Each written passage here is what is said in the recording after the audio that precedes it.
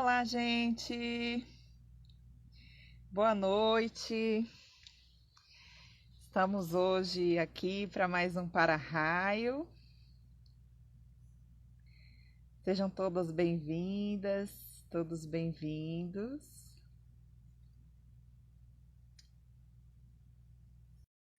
Olá! Olá, gente. Tudo bem?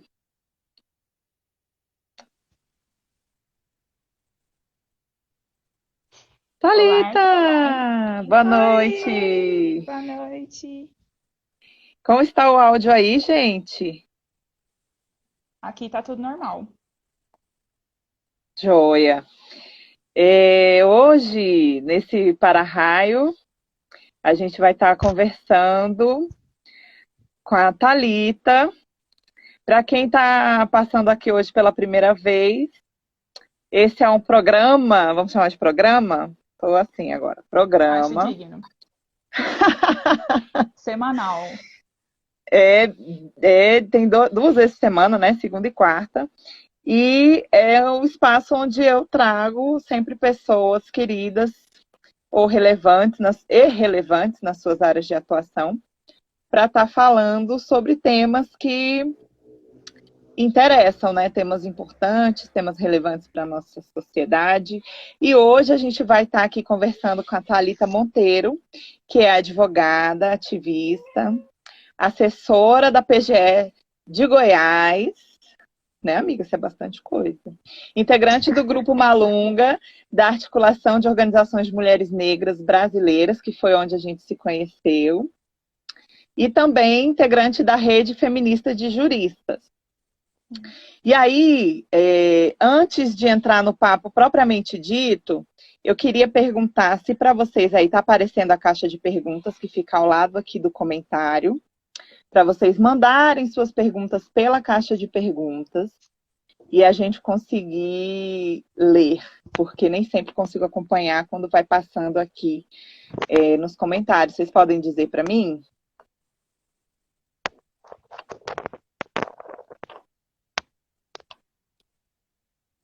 Não está aparecendo caixa de perguntas, né? Tudo bem. A gente vai solucionar esse problema numa próxima. Então, enquanto isso, mandem as perguntas de toda maneira aqui nos comentários, que eu vou tentar, da melhor forma possível, estar acompanhando. Então, hoje, o tema que a gente deu para essa conversa foi erguer a voz. Mulheres negras em espaços de privilégio. E aí, Ah, para a gente começar, eu queria te perguntar, Thalita, o que são os espaços de privilégio para as mulheres negras?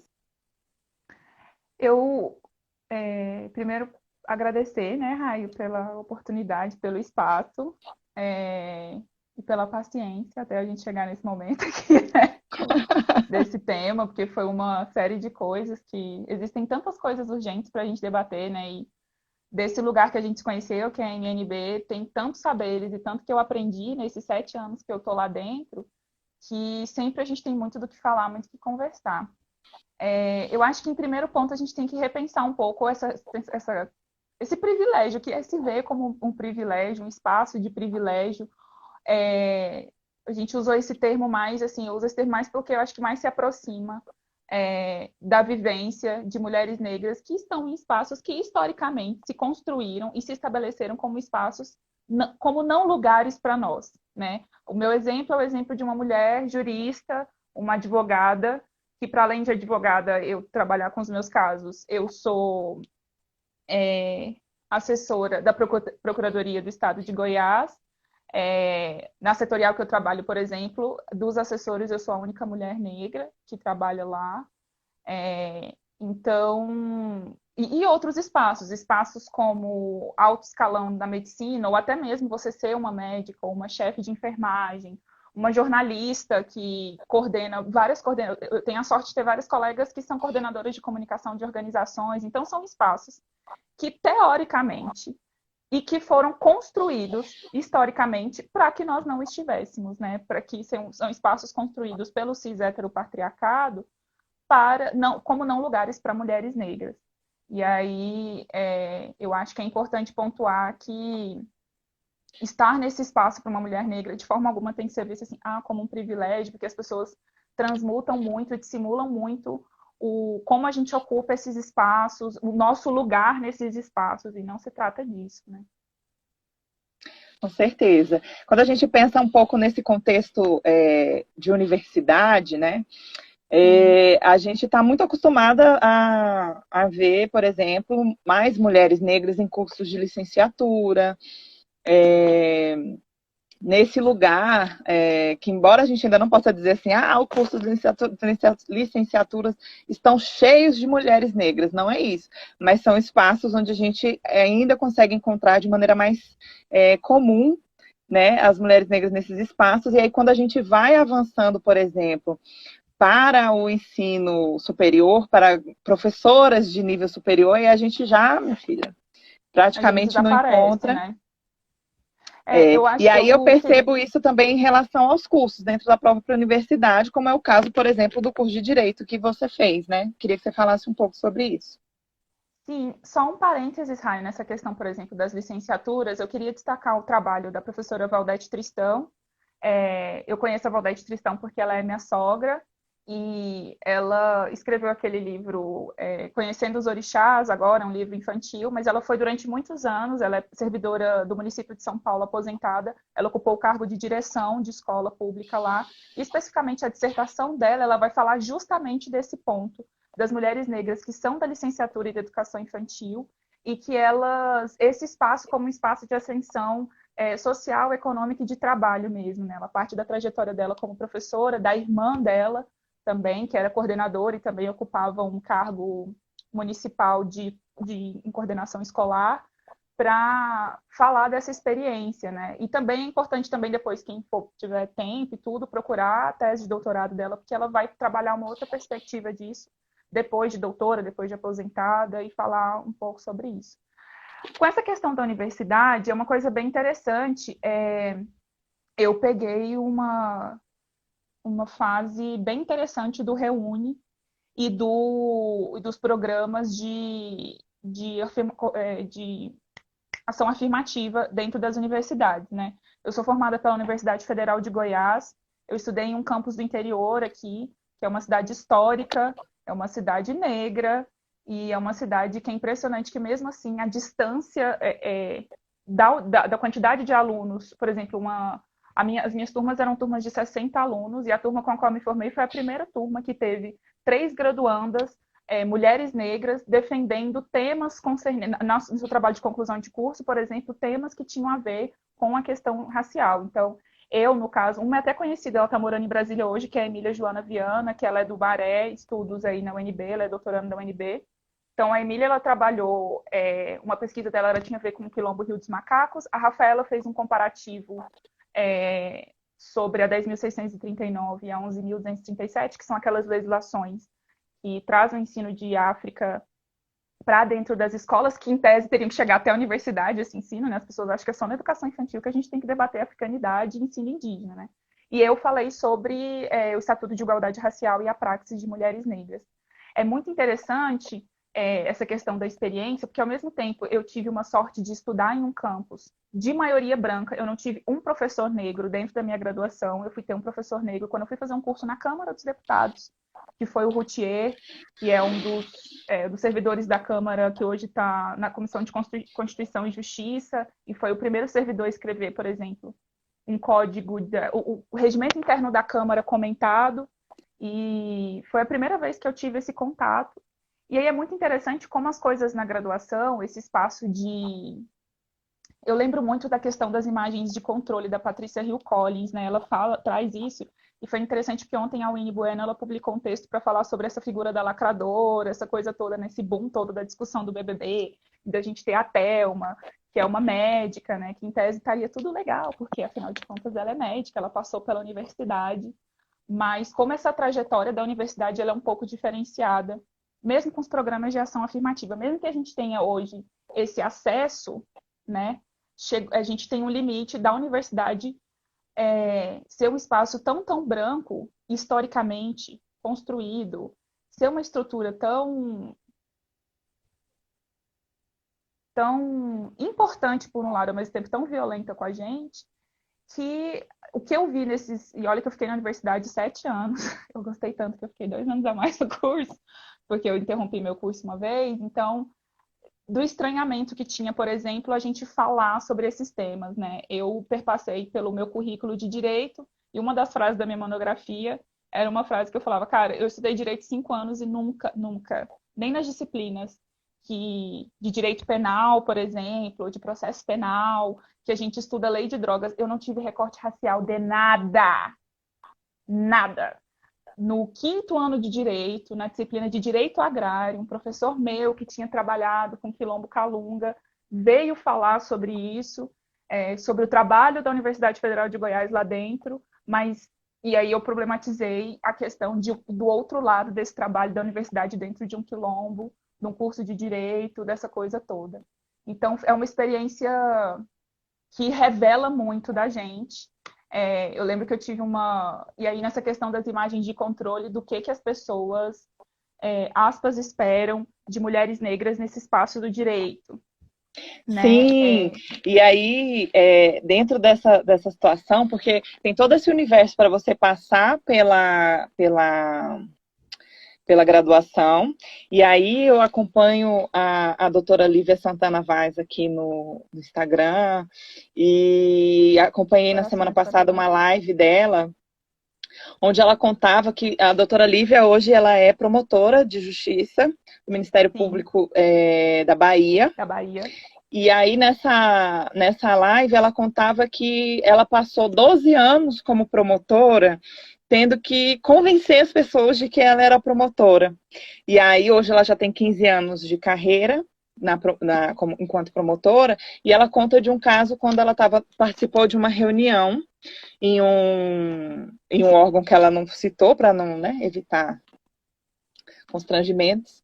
Mas uma das pessoas da reunião chegou um pouco mais atrasada, então não pegou a parte das apresentações. E aí a reunião foi muito boa, tudo maravilhoso, acabou a reunião. E aí o cara falou assim, a reunião foi muito produtiva, mas eu espero que da próxima vez o Ministério Público mande um promotor. Então, são coisas que, infelizmente, é dolorido e etc e tal, mas que faz parte da trajetória da maioria das mulheres negras que estão nesses espaços. E é por isso que eu acho que também esses espaços são chamados de espaços de privilégio, porque quando a gente está lá... mas não parece. Você é promotora, mas não parece. Você é jornalista, mas não parece, né? Esse ser e parecer é uma coisa que é muito presente, eu acho, né? Nessas trajetórias, né, Thalita? Sim, é muito. Todas nós temos experiências complicadíssimas para contar sobre isso. Em 2018 foi um ano que isso ficou muito latente, assim. Toda advogada negra que eu conheço, seja mais velha, seja mais nova que eu, ela tem uma história absurda para contar. Eu, uma vez, foi na vara de falências daqui, eu era estagiária ainda, e uma servidora perguntou se eu não arrumava meu cabelo para ir pro fórum. Né? Eu sempre conto, todo mundo me olha assim nessa história, o que você fez? O que você aprontou? Eu nem direito a escarcéu eu tinha na época, né, que eu brinco quando eu conto essa história, nem direito a um escarcéu, porque eu era uma estagiária, meu bem, se eu como advogada.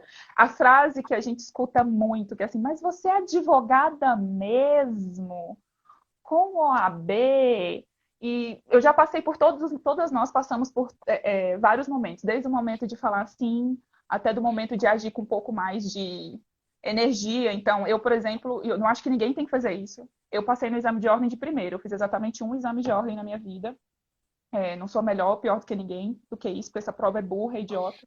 Mas para essas pessoas eu faço questão de achar, eu passei inclusive no AB de primeiro, eu tô com a anuidade em dia, o que mais que você quer saber? Porque quantas vezes eu não cheguei para fazer audiências de última hora, às vezes você pega uma audiência assim, ligaram para você 8 da noite no dia, tá ali, tem como você me cobrir na audiência, você combina o horário, corre, chega lá e você vê o cliente procurando, você fala, não, eu que sou sua advogada. O olhar, né, uma coisa que a Elisa Lucinda, o Léo falou isso na live dele, desse vídeo da Elisa Lucinda, e eu retomo esse vídeo que ela fala assim, o olhar, né? Você está acostumado, o que é o fórum, o que é os tribunais, se não grandes corredores brancos, assim, grandes corredores brancos. É um espaço que raramente eu me enxergo, eu me vejo. Não, eu me vejo lá, claro que eu me vejo lá. Tem uma pessoa, por isso que assim, uma pessoa como a Lívia é tão importante para qualquer mulher negra. Assim, ter uma pessoa, uma mulher que há 15 anos é promotora do estado da Bahia. E olha que ela é promotora no estado da Bahia, em tese ficaria mais Sim. normalizado, né? A Meca Negra que existe uma promotora negra, mas nem assim. Então, em Thalita, 2018, oi. não, pode continuar. Só porque, assim, em 2018 isso ficou muito evidente não só pela morte da Marielle, mas também pelo caso da doutora Valéria Santos, né? Que em uma audiência, ela chegou para fazer uma audiência e já perguntaram se ela era ré do processo. E aí, a partir disso, ela fez um pedido com relação à citação, que é uma coisa comum que qualquer advogado pede numa audiência. Gente, que nem era com juiz. Juiz era um conciliador. E ela é presa, ela é algemada, ela é colocada no chão, foi aquela questão toda. Claro que hoje essa uma mulher, uma advogada vitoriosa, da qual tem inspiração. Ela conseguiu, a partir dessa situação de violência, abrir, né, mover-se além da dor. A Bell Hooks fala muito disso, né, de se mover para além da dor. A gente é especialista nisso. Que ela hoje tem uma carta de clientes gigantes, essa coisa toda. Mas que nenhum advogado... Ok, que eu sou Passa por isso, advogada há né? 3 anos, mas eu estou no direito há 10. Então, isso nunca vai acontecer com um advogado branco ou com uma advogada branca. A Dani Rosa falou aqui: acho que te entendo um pouco, Thalita. Neste país ainda racista, estou na minha segunda graduação. É um privilégio. Mas sou maquiadora também e não consigo atuar. Acho que pensam que isso não é para nós, mas é. É Sim, eu verdade. acho que sim, e é uma Pode coisa falar, muito amiga. interessante, assim, que é, tentam fazer essa construção toda, assim, tipo, é, essa questão da Valéria, por exemplo, você chegar para atuar num juizado e a pessoa achar que você é qualquer coisa que não a ré. A Kauá Jinan também, que é nossa amiga, putz, a Kauá para mim é uma irmã também na questão de profissão, assim. A Kauá Jinan, ela tem histórias terríveis de contar, de, tipo assim, do escrivão virar e falar assim, para cliente dela, assim, o que a Meliante aprontou numa audiência, e a Calabria falou assim, não, a Meliante é ela, tá? Eu sou advogada, e é engraçado, porque quando isso Gente, a acontece, Cauá é doutora Elaine Quirino, advogada, tá aqui. Vocês estão vendo ela desculpa, passando gente, aqui no. é que eu esqueço, doutora Elaine Quirino, né, Calabria Jinan, salve os íntimos, mas a doutora Elaine, ela tem essa história, ela fala, e assim, eu adoro essa história dela, não pela violência, mas que ela tinha uma coisa que era o telefone do Corregedor-Geral do Tribunal de Justiça, e ali mesmo ela começou já o processo administrativo disciplinar contra aquele servidor, né? E são N espaços, assim, para além do direito, eu fico vendo muito. Nós, agora, no ano de 2018, elegemos uma série de parlamentares negras, né? Assim, uma série. Nós temos Rio de Janeiro, nós temos Belo Horizonte com a Gabinetona.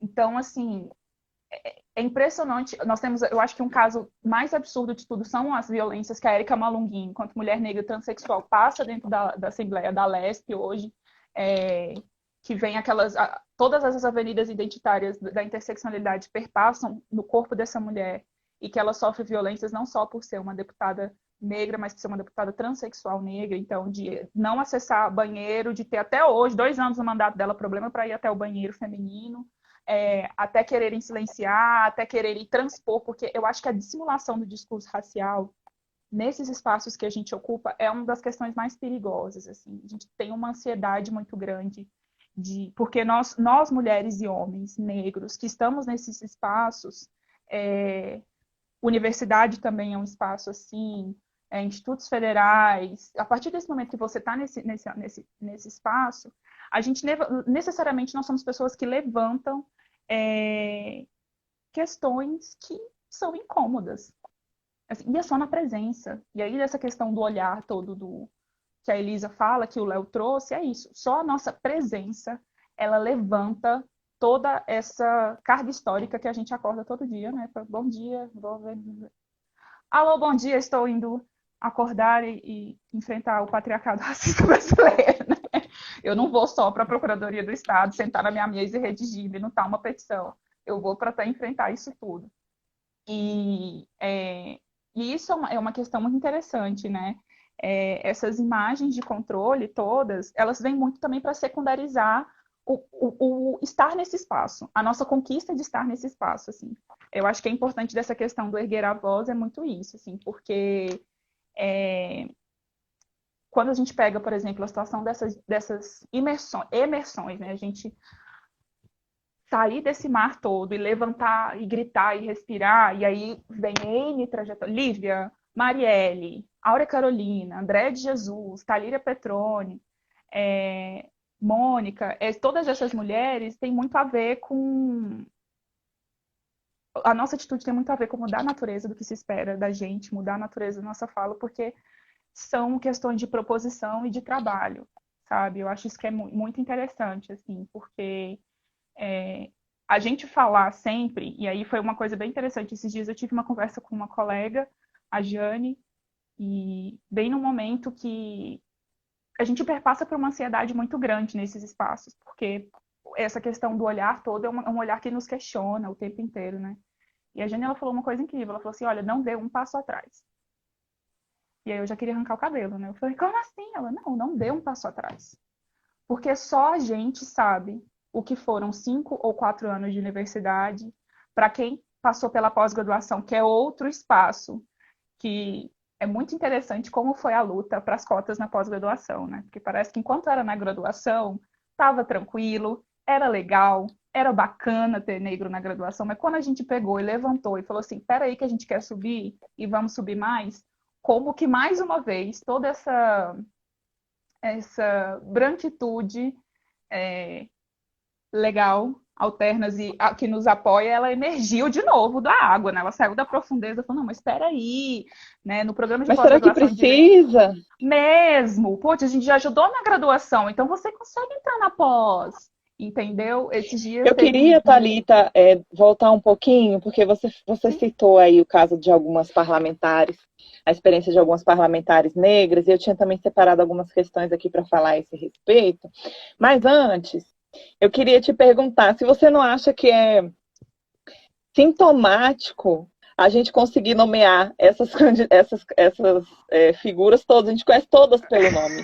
Todas. Né? A gente tem 513 deputados e a gente consegue dizer o nome e sobrenome de todas as parlamentares negras. Então, isso significa que... O que isso significa? Eu acho que é aquela ausência que, assim, se a fala, a ausência, se o silêncio fala, né? Se a gente fala, o silêncio ele grita e a ausência, né? Para bom, como diz Marília Mendonça, para bom entendedor, meia ausência basta, né? Então, é muito interessante. Eu estava comentando esses dias com um amigo meu, ele falando tanto que foi interessante. Um exemplo, assim, a Roberta Close abriu um debate sobre a questão da transexualidade. E aí, para chegar no que chegou na Pablo Vittar, eu falei, pois é, mas da Roberta Close para Pablo tem quase 30 anos. A Benedita da Silva foi uma das primeiras parlamentares e que permaneceu no Congresso Nacional desde quando ela estava na Constituinte até hoje, né? Ela é uma balzaquiana do Congresso junto com a Constituição Federal, mas da Benedita para Marielle são décadas. Então, assim, essa ausência, aquela questão muito, ela é tão gritante, né? Nós, mulheres negras brasileiras, somos pelo menos 50 milhões de mulheres e nós temos, no Congresso, no Parlamento Federal, nós temos 3 mulheres negras, talvez 4, mas assim, mais notáveis hoje, Benedita da Silva pelo PT, Áurea e Talíria pelo PSOL, né? A gente tem Davi e Miranda. E, para além disso, 4 no universo de 513, no Brasil de 51 milhões de pessoas. Quantos desembargadores em tribunais? Pouquíssimos. A Luizinda Valois foi uma exceção da exceção da exceção. Quantas reitoras de universidade? Porque quando a Nilma Ascende vira reitora da universidade, a gente... né? Aquela coisa toda. Mas quantas vezes, quantas Nilmas, né? Quantas Ana Flausina, quantas... a Iris, que está na Unilab, Isis, né, que está na Unilab, Ângela Figueiredo, assim, quantas? Uhum. Né? E isso entra também bastante nessa questão do erguer a voz, né? Porque erguer a voz está diretamente relacionado ao silenciamento, né? A gente só precisa erguer a voz porque existe um silenciamento. E aí, e não é só um silenciamento, é um silenciamento de várias frentes. Um silenciamento das histórias, um silenciamento das trajetórias, nas próprias narrativas, e o silenciamento do existir mesmo, que foi o que aconteceu com a Marielle, que, que a Marielle virou um expoente dessa situação, mas é o que acontece diariamente com a população negra brasileira. Infelizmente, ainda é uma realidade com a qual a gente tem que lutar. Mas num campo que não é necessariamente da extinção dos corpos, a gente tem que lidar diariamente com silenciamentos, com roubos de ideias, com, enfim, uma série de coisas que vão minando a nossa caminhada. Como você vê uma saída para esse silenciamento sistemático que acontece? Cara, eu acho que tem a ver com uma recusa. Eu acho que a gente, e não é fácil mesmo, né? Você pega o exemplo, por exemplo, a morte da Mara, ela é resultado, ela é consequência de uma série de outras mortes pelas quais a gente passa diariamente, né?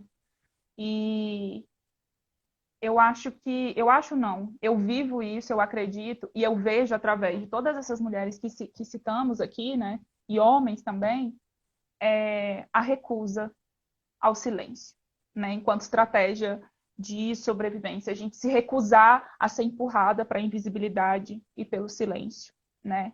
E é evidente que nas estruturas brancas, coloniais, é justamente o que a colonização ela não é isso, ela nos empurra para dentro do navio, ela nos empurra para a gente esquecer quem a gente é, ela nos empurra para isso tudo, mas a gente tem que se recusar. Eu acho que tem muito dessa questão, assim, nesses espaços, inclusive, os quais a gente está falando hoje, o sair da grande noite que o Mbembe fala, ele também tem que ser feito. A gente tem que essa descolonização perpassa pela presença e pela recusa. Então é falar mesmo, é expor mesmo, entender que as consequências disso, claro que elas são difíceis, e aí vem numa série de outras conversas que você teve aqui no Para-Raio, vem através de estratégia de afeto também, de você se afetar pelos seus e afetar os outros, né? De eu me afetar, por Sim, exemplo, pela história da Lívia. Me afeto com muito certeza. pela história da Lívia. Para mim, que eu tenho um sonho de ser uma servidora pública concursada, não só porque eu quero um contra-cheque bonito, mas porque eu tenho um sonho de ser uma coisa, e por isso tudo eu sou afetada pela uma história dela. Posso não conhecer, eu não tenho nem noção de quem eu sou, mas eu sou afetada pela história dela, eu sou afetada pela sua história, eu sou afetada pela história de Nilma, porque a gente se afetar dá toda a estrutura e a gente aprende, né, essa questão toda dos nossos passos vem de longe, Ubuntu, não tem que perpassar só pelo momento que você leu, só quando você está na universidade, tem que perpassar pelo seu exercício de trabalho nesse espaço, porque isso é estratégia de resistência e sobrevivência. É de você se afetar, por exemplo, uma existência. Esses dias foi o aniversário da Talíria. E aí eu até falei assim, ela postou uma foto, a Lília tá grávida, né? Tá para ganhar neném aí. Eu falei assim, cara, quantas vezes eu não me emocionei pelo exercício de trabalho dessa mulher dentro do Congresso Nacional. E um exercício particular dela, da forma dela. A Thalília é super aguerrida, ela é porradeira. A Thalília é porradeira, né? Então, quantas vezes eu não me afetei por ela ser assim, por essa recusa que ela faz diariamente, dentro daquele espaço, que mais que nenhum outro, demonstra como essa estrutura hoje, né? Porque a gente elegeu o Congresso, a gente não, eleger o Congresso pelo qual eu votei, né? Mas assim, elegeu-se o Congresso mais conservador da história da República, dessa democracia recente brasileira. Então, estratégia de sobrevivência tem a ver com essa recusa em silêncio, né? A Bell Hooks fala isso. E a gente tem que trazer ela mesmo, porque é da voz libertar, a voz realmente liberta, né? E que a gente transmute a voz, o exercício do falar para o agir, para o escrever. Eu acho isso muito importante. Eu sou muito afetada pela escrita das minhas parceiras, né? Pela escrita de Acotirene, pela escrita de Djamila, pela escrita de Midian, que é uma amiga minha que é comunicadora, tem uma coluna semanal no Correio, em Salvador. Porque essa afetação faz a gente ter uma percepção que é uma coisa que o racismo quer muito e o colonialismo quer muito, que é esqueça quem você é e porque você está sozinho. E não tá, eu não estou sozinha. Então, me afetar, por exemplo, a minha relação com a Kauai Jinan, com a doutora Elaine Querino, advogada civilista, familiarista do Distrito Federal, tem a ver com isso, tem a ver com me afetar, porque eu sei quantas vezes uma não pegou a mão da outra e fala, levanta aqui rapidinho, minha filha, que a gente vai resolver isso aqui, não escuta isso não. Hoje ela falou uma coisa assim, ela falou, cara, no direito é muita chibata, e não tem como você falar outra coisa, porque eu estou o tempo inteiro lidando com colonizador, com com sobrenome, os nomes enormes, né, os nomes bonitos do direito. Então, mas me afetar por essas relações é uma estratégia importantíssima, que parece que é aquela injeção que dá na minha coluna, que faz eu levantar, e quando eu não quero falar, eu vou falar. Porque eu não estou falando sozinha. Uma galera que... O Léo falou aquilo, né? Eu sou a realização dos sonhos dos meus ancestrais. Eu escrevi isso num papel, coloquei uma foto dos meus pais, coloquei uma foto do meu avô e coloquei uma foto minha. Porque a minha carteirinha da ordem não é uma carteirinha só minha.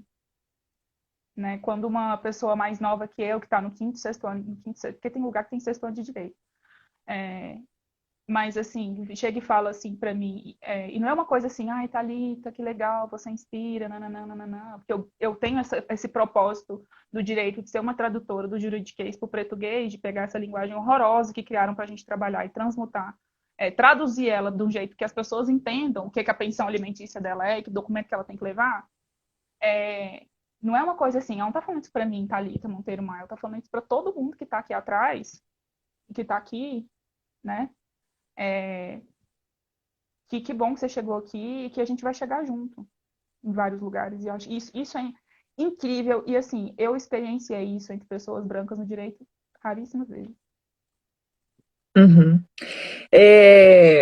Quando a gente fala essa frase, né? Eu sou os sonhos dos meus ancestrais. E a gente vem um pouco pensar na nossa árvore genealógica, né? É muito comum, por exemplo, eu tinha uma avó, hipoteticamente, você tem uma avó costureira, uma avó que era empregada doméstica, uma avó que vendia comida, uma avó que...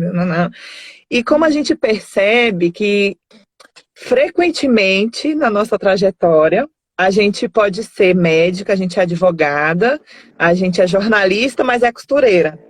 É advogada e é manicure. De certa forma, eu percebo que embora possa existir aí também uma ideia de ascensão social e uma evolução, primeiro eu era manicure, depois eu tive a oportunidade de estudar, eu percebo que existe aí também aquela sensação, é aquela coisa de eu não sei se esse negócio vai durar. Eu não sei se isso, na hora que bambear, que eu não tiver um concurso, que eu não tiver um emprego garantido, que eu não Eu não tiver. vou voltar pro salão para fazer unha.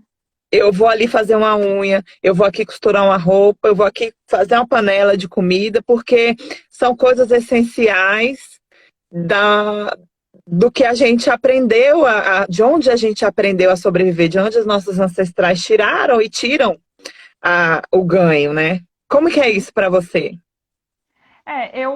A minha universidade passou por essa trajetória, né? Tipo, eu trabalhei em salão há muito tempo, sou uma puta manicure, mexo com maquiagem, com cabelo, até hoje, minhas amigas, a maga patológica, até hoje, corre aqui até hoje, gente, assim, eu mesma advogada assessora, eu faço bico de maquiagem e cabelo, e é uma coisa muito, você foi falando dessa questão das ancestrais e tudo, mas é muito isso, a gente tem uma sensação, e essa permeia muita gente, né? A síndrome da impostora, para mulheres negras, parece que ela, assim, é um 7-1, porque realmente todo dia eu tiro 4 horas do meu dia para sentar a bunda na cadeira e estudar uma coisa para o concurso. E às vezes eu fico pensando assim, eu tô ali sentada, concentrada, eu falo, gente, isso aqui não vai dar certo. Não vai, de onde eu vim, de onde. Porque perpassa muito isso, e aí as pessoas. É muito interessante como esse social e essa história de lugar que não é para você, que essa corrida não é para você. Tipo assim, não é nem que você vai chegar no pódio, é que essa corrida, você não tem o direito de correr essa corrida. Não é para você, esse lugar não é seu. Ela perpassa a gente, é uma sensação permanente, né? E não perpassa só por vontade de chegar em vários lugares. Mais uma vez, falando dessa questão das imagens de controle, né? Até no momento que você está em exercício de trabalho, quantas de nós, mulheres negras e homens negros, quando a gente precisa ser mais firme, seja num cargo de chefia, seja num debate, numa reunião, quantas vezes a gente não pensou 366 mil vezes antes de ter essa firmeza para não cair no estereótipo de raivoso? Porque se eu for raivosa, se eu for doce demais, mais uma vez esse lugar não é um lugar para eu ocupar.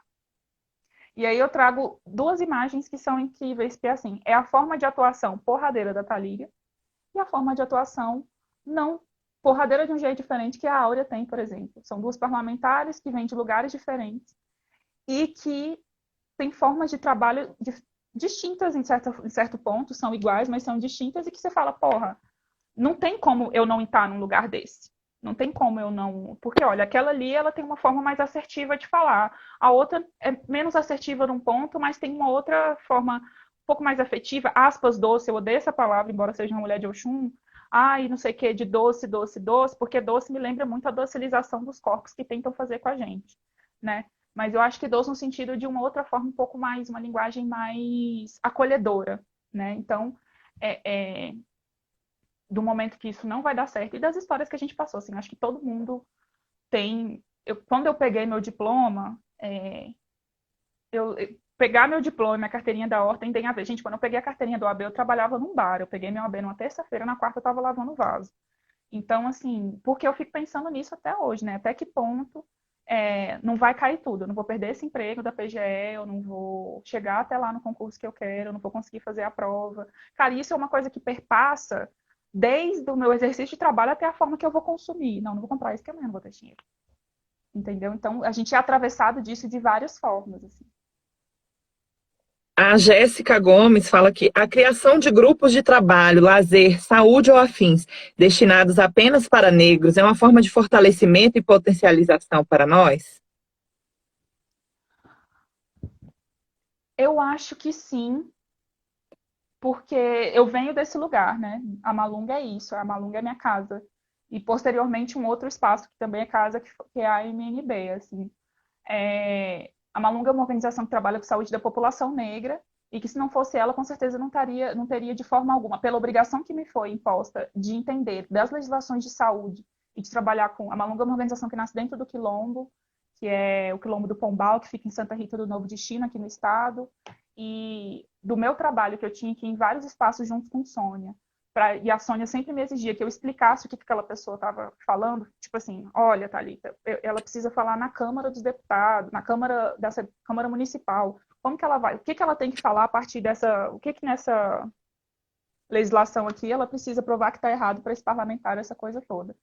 E é nesses espaços, e mais uma vez trazendo Gada da Bell Hooks mesmo, mas no Feminismo é para Todo Mundo, ela traz essa importância dos grupos, e acho que entra muito nessa estratégia de afetação e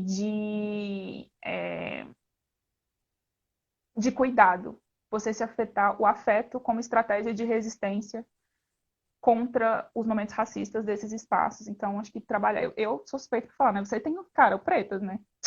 Essa irmandade, essa coisa linda que são vocês. Sim. Eu ia falar Então, disso, assim, assim. Eu venho de espaços assim também. Primeiro o Enegrecer, em 2005. E agora, há uns 8, 7 anos atrás, a Irmandade Pretas Candangas, que são espaços exclusivos para pessoas negras. E eu acho que tem muito da questão da gente poder se desarmar, sabe? Assim, falar assim, nesse lugar eu não vou precisar explicar o que é racismo. Nesse lugar eu não vou ter que ficar duvidando se a pessoa está entendendo o que eu estou falando. Nesse lugar eu não vou, sabe? Eu acho que é claro que a gente não consegue ainda, embora seja um objeto de desejo para muitos, a gente não consegue ainda viver numa sociedade que tenha isso superado, mas eu acredito que é um espaço de fortalecimento, sim. Jéssica, de Barros, 2013. Quando se recusa a projetar essa capacidade e potência já interna, pode ser uma questão de ausência de consciência dos potenciais herdados e construídos. Nós é que temos que a convocar de forma livre. Total. Aquela, já falo, total. Mas fala aí, Thalita. eu acho que... Mano, sabe uma das coisas mais incríveis desse tipo de espaço que a gente tem e do tipo de espaço que eu fui me construindo enquanto militante? E aí, para mim, foi muito importante ter um espaço fora, esse grupo fora, essa forma livre de existir fora da universidade. Porque isso me manteve lá dentro. Isso fez eu reconhecer a importância de estar lá dentro também. Isso fez eu... E assim, é uma coisa que eu já escutei de pessoas, de mulheres negras de 50 e poucos anos. Eu escutava da dona Dina, que é a nossa matriarca na Malunga, que foi embora quando ela estava com 82 anos.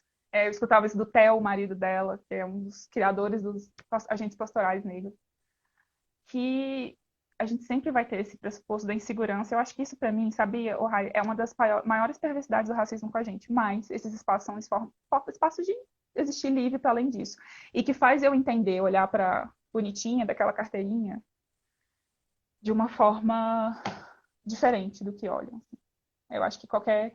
Lívia, Elaine Querino, doutora Valéria Santos, todo mundo olha para aquilo ali de um jeito diferente, assim como quem olha para sua carteirinha profissional, qualquer que seja, bem, você está no odonto, Ou a para o seu Thelma no BBB, diploma, né? Ou para o para seu suas. diploma, aquela coisa toda, porque eu peguei e falei assim, gente, o que é? Eu lembro quando eu peguei, naquele dia, a sensação foi quando eu peguei aquele negócio, eu falei, gente, é um papel? E aí eu acho que é uma coisa que é bem importante, assim, que eu não posso deixar falar. Eu ainda conseguia ter uma ilusão, eu falei, não, quando eu pegar esse negócio aqui, tudo vai ser diferente. E é impressionante, porque quando eu vou para a realidade do mercado de trabalho jurídico, foi com certeza os momentos mais violentos de racismo eu perpassei sendo uma advogada. Em tese, tendo a Ordem dos Advogados do Brasil atrás de mim. E que eu entendo que não tenho, por óbvio. Né? Então, assim, é impressionante. Todos os momentos que eu vou falar sobre racismo, as pessoas falam quais foram as experiências mais violentas, para além das da infância na escola, né? Porque isso é um outro momento. Mas na vida adulta, todas elas foram sendo uma advogada. Mas Todos você não nós acha que questionamos. quando o Miguel de Barros fala aqui sobre que isso é um pouco de falta de consciência dos nossos potenciais herdados, e quando, por exemplo, a gente passa a entender que a gente é o sonho dos nossos ancestrais e que a nossa história não começou na colonização, que foi um pouco do que a gente conversou na segunda-feira com o Léo. A nossa história não começou na colonização e a gente pode, quando a gente vira a chave de ser descendente de escravo para ser descendente de reis e rainhas escravizados, ou descendente dos formadores da civilização, dos inventores da tecnologia, dos orixás, enfim, de várias denominações. Você não acha que a gente consegue dar um gás nessa potencialização? Eu Que, vou te falar assim, uma coisa. Eu tenho certeza disso, porque é, um momento muito interessante para o meu exercício de trabalho, e por mais oxúnico que isso soe, é o momento que eu me arrumo. Que eu vou me preparando para sair de casa e não é, gente, de jeito nenhum a paramenta que faz o orixá, por exemplo, né? Não é uma roupa que faz um homem, mas o momento que eu vou me preparando e que eu me olho no espelho para ir para o meu exercício da advocacia, ele é um momento muito importante para mim, porque parece realmente que o exercício de olhar no espelho é quando essa imagem é como eu tomo posse dessa imagem toda. E não só da imagem, mas eu tomo posse do que eu me preparei, seja como uma IAO, seja dos 5 anos que eu fiquei na universidade, mais 1 ano e meio que eu estou agora na minha pós-graduação. Assim, é muito impressionante isso para mim, porque é isso, assim, demorou eu ter essa noção de que esse lugar é meu. Eu não vou mentir para você que eu cheguei na meu primeiro trabalho sozinha como advogada e falei, nossa, tá tudo certo aqui. Eu fui em pânico, né, e tendo a certeza de que qualquer erro meu, ele é muito imperdoável. Mas eu lembro até hoje da sensação que eu tive quando eu ganhei minha primeira, que a gente chama de liminar, né? Foi para uma mulher negra, uma professora negra. Ela estava querendo entrar em licença, entrou em licença, inclusive, de aprimoramento profissional, porque passou num doutorado em educação. E foi um processo que eu comecei perdendo. É um processo que, na primeira liminar, eu sofri uma derrota do juiz singular, eu tive que entrar com recurso. E eu ganhei o recurso. Eu ganhei, a minha fundamentação, ela ganhou na frente de 4 desembargadores que avaliaram o que eu estava fazendo. E aí eu tenho uma coisa muito grande, eu sou muito rezadeira. Muito mesmo, assim. E meu exercício é muito isso, assim. A partir do momento que eu estou erguendo a minha voz dentro do judiciário, seja na escrita de uma petição, seja numa sustentação oral, seja numa audiência, eu tenho muita certeza que Xangô está comigo, por exemplo, assim. E é muita certeza mesmo, assim, sempre quando eu vou entrar no fórum, eu rezo, né? Tem gente que faz sinal da cruz, né, de audiência, coisa assim, mas para mim, rezar e lembrar que eu tô ali pela força de Xangô e raio, eu tenho uma certeza muito absoluta na minha vida, sobretudo na minha trajetória no exame de ordem. Todo dia eu acordava, eu abria a esteira, eu rezava para Oxalá e Xangô, que eu falava que eu precisava daquilo. E eu precisava daquilo não para mim só, Eu precisava daquilo para ser a potência pela qual eu estava sendo criada para ser. Eu não cheguei nesse curso de direito, não foi sozinha, né? Ser o sonho dos meus ancestrais tem a ver com isso. Eu não estou aqui no direito só para exercer, só para alimentar, manter minha casa, não. Eu estou porque eu acredito numa possibilidade de mudança social para o povo preto, entendeu? Eu acredito, por exemplo, muito numa defensoria. Quando eu vejo uma pessoa negra passar na defensoria pública, para mim é uma vitória 30 vezes maior do que qualquer outra coisa no mundo. Porque, assim, Sim. se a Lívia, por exemplo, é uma promotora de justiça, o Ministério Público é um dos maiores instrumentos, infelizmente, do genocídio mesmo, do encarceramento em massa, e ter uma mulher negra na promotoria de justiça, ter um homem negro, uma mulher negra como delegados de polícia, a história é outra. Essa pessoa pode ser evangélica, pode ser o caramba que for, essa pessoa não está trabalhando ali sozinha, eu tenho certeza, porque está trabalhando pelos seus, entendeu? Você como uma comunicadora, eu vejo muito, eu brinco muito assim, você é certeira, eu adoro falar isso de você. Você é certeira, porque a flecha do homem vai certa na pergunta certa e atinge todo mundo da forma certa. Mesma coisa com Midian, por exemplo, que é minha grande amiga. Midian, a Carla Cotirene chama ela de mar de facão. Que ela fala, porque a Midian é uma mulher de Ogum, e a escrita dela sempre é muito visceral e corta mesmo, gente, mas corta e cura, porque ela vai no ponto que precisa. Então é importantíssimo ter uma mulher como ela escrevendo para um instrumento tão acessível quanto que é o correio. Entendeu? Porque ali ela também está exercendo. Eu brinco muito que assim, que o que é incrível da diáspora, e assim, eu aprendi isso, que a diáspora não é excludente, né? Então muita gente vira e fala assim, eu ouvia muito na graduação, assim, de algumas pessoas, de como que eu estava trabalhando com direito, sendo que era um ambiente completamente branco, e não, eu não negocio com branco. Eu, infelizmente, não tenho essa opção, né? Não dá para mim não negociar com branco, porque geralmente a parte oposta é branco, o juiz é branco, o escrivão é branco, branco, tem aquela coisa toda. Mas, por eu não ser excludente, eu tenho certeza que eu sou instrumento e força dessa ancestralidade para minimamente conseguir um caminho mais justo para quem precisa. Isso não é a Thalita, é a Lívia, é a Valéria, é a Raio, é qualquer um. É você, Léo como professor, Guilherme como professor, Igor como comunicador, Elaine Quirino como advogada também. Aqui, e aí a gente tem que começar a ir finalizando, mas tem uma pergunta muito boa, eu não sei se é da Aldo, GCC César. O que a gente que tem acesso a esses espaços de privilégio pode fazer para que mais dos nossos possam fazer parte também desses espaços e também se sintam pertencentes, uma vez que nós não nos vemos assim? Acho que vai um pouco pela questão dessas estratégias nossas, né? Sim. De recusa, de trabalho em grupo, de chamar mesmo, assim. Eu acho uma pessoa, por exemplo, como a Lívia, importante. Eu tô falando um exemplo que é um exemplo mais próximo de mim, mas de qualquer pessoa que chegou lá, os lá, são vários lás, né? Mas, assim, de sentar e conversar com um estagiário negro que está numa universidade, às vezes que é um pró-unista da vida, essa coisa toda, e conversar sobre. Eu vejo muito esse tipo de experiência a partir dos meus colegas que são professores e professoras, né? Isso, para eles, de certa forma, é um pouco mais acessível. Mas de sentar e eu, por exemplo, eu sou uma pessoa que eu gosto muito de direito público, então eu sempre ofereço os meus canais de comunicação como espaço de trabalho. Tipo assim, você está com alguma dúvida de direito administrativo? Eu estou estudando isso agora, às vezes eu solto no Twitter, tem o Lucas, que é um menino que está no direito, que ele sempre me pergunta uma coisa ou outra, e são estratégias para você pegar e se enxergar. E falar é tão importante, gente, por isso, assim, de você ter uma oportunidade. Claro que a gente sabe que não tem consciência negra. O mês da tour, né? Novembro é o mês que a gente entra em tour para falar, e é importante eu ir à universidade falar também. Dá raiva, a gente dá preguiça, a gente tem que ser pago mesmo. Mas também existem espaços, por exemplo, quando eu vou numa escola aqui na Neurocity, é importante, porque aquela menina negra lá da Neurocity, muitas vezes eles acham que se formar é terminar o 3º ano, né? E a gente acha que porque a gente passou pela universidade essa noção sumiu. Não sumiu. Esses dias eu estava vendo uma entrevista da Carla, da Cotirene, que era justamente isso. Na cabeça dela, porque ela tinha feito um técnico, ela já estava formada. Né? Então, eu acho que é mais uma vez, assim, você trazer afeto para o seu trabalho não significa que você é mais fraco, que você é doido da cabeça, não. Trazer afeto significa uma estratégia de sobrevivência e uma estratégia de trabalho também, porque o olhar é outro. Você está se dando para... Eu acho também que dentro desse campo dessas estratégias tem a questão também da gente abrir portas, né?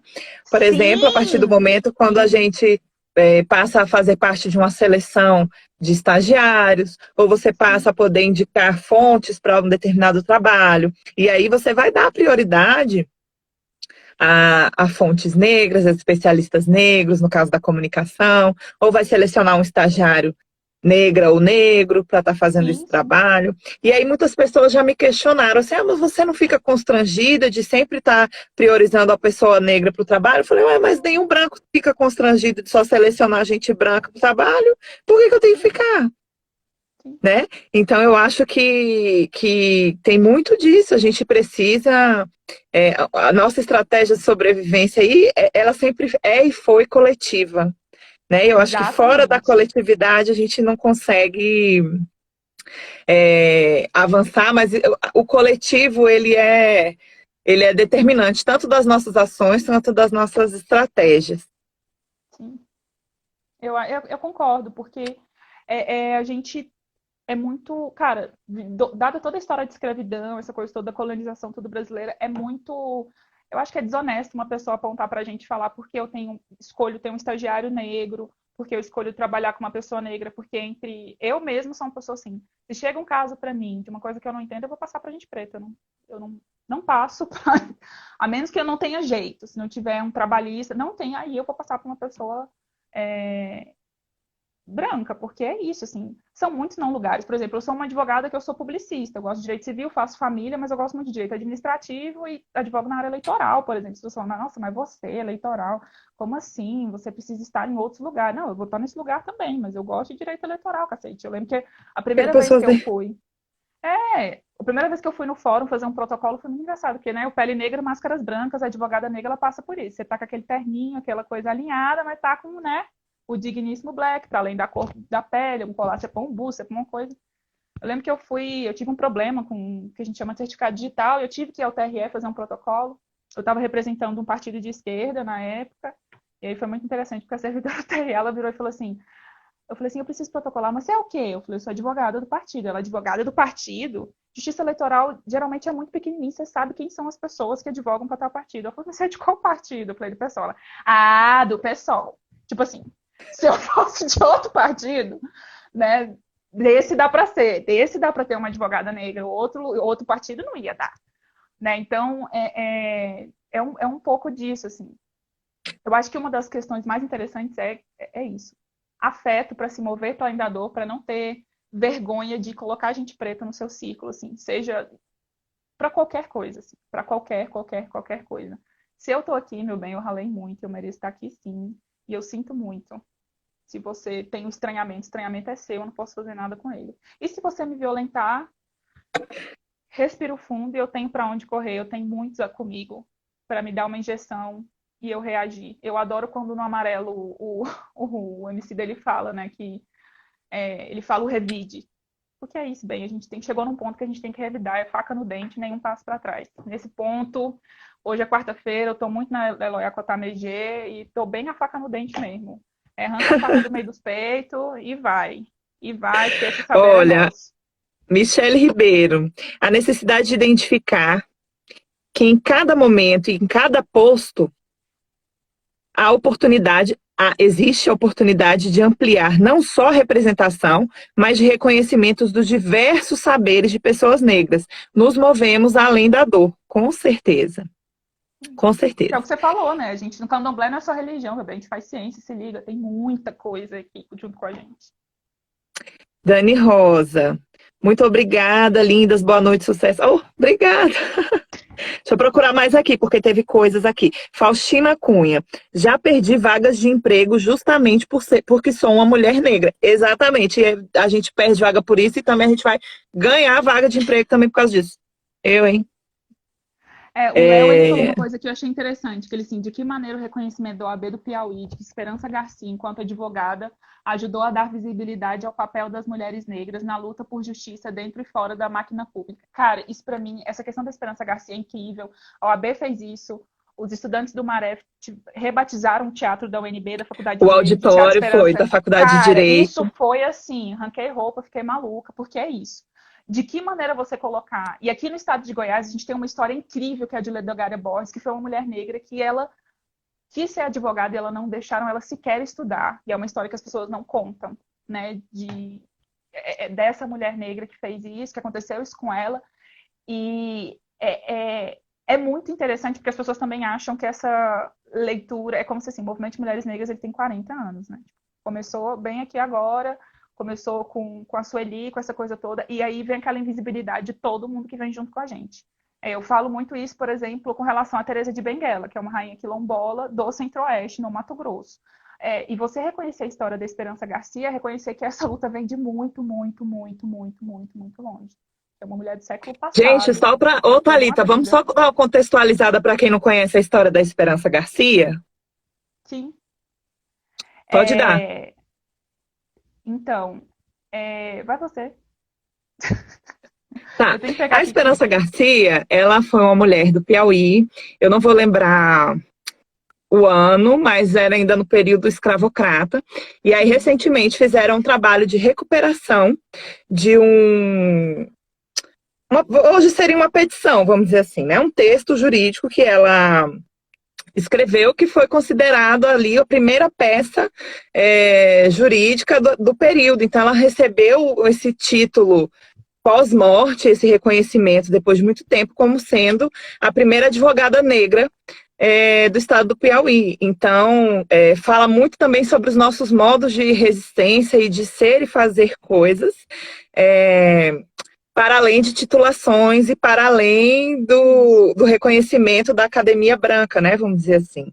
E aí houve esse movimento de reconhecimento dela, e estudantes aqui do Grupo Maré, que é um grupo de estudantes que não é só da Faculdade de Direito, mas majoritariamente da Faculdade de Direito,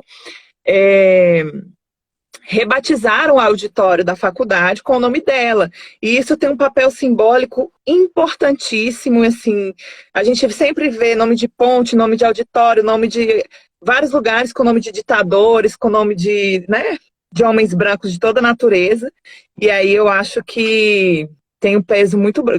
Oxóssi de Aruanda está dizendo que o ano foi 1770.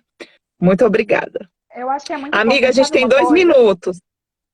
Ai, desculpa, mas só nessa questão da esperança do valor simbólico, é muito nessa questão toda de suprimirem as nossas narrativas. Acho que a maior importância que tem dessa situação para nós, mulheres negras no direito e da máquina pública, porque a gente escuta a história de todo mundo.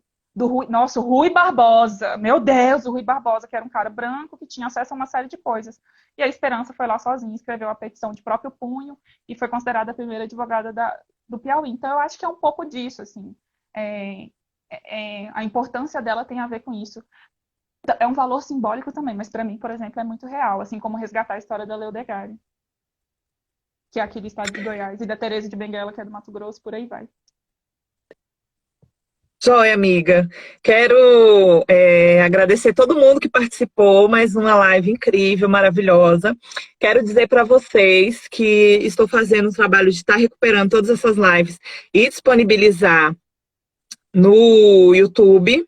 Inclusive, vocês podem ir agora, quando finalizar a live, lá no link que está na minha bio, clicar, assistir a live com o Cirulo, que foi a primeira que eu consegui disponibilizar. Se inscrevam no canal, vou fazer a linha bem blogueira aqui. Se inscreva no canal, aperte o sininho, dê o like. E para não perderem as próximas, ainda vai ter a live que eu vou subir lá do Roger Cipó, do Léo, da Thalita e todas as próximas. Thalita, muito obrigada. Eu que agradeço. Por estar aqui. A porta está sempre aberta para você. Eu agradeço, foi incrível. Pode deixar, Raio. Acompanha minha amiga Raio, gente, ela é incrível e contrata nós. Acompanha a Thalita, gente. Todo mundo seguindo a Thalita. Quem não me segue, me segue. Quem não segue a Thalita, segue a Thalita. E vamos que vamos. Um beijo, amiga. Um beijo, amor. Boa quinta.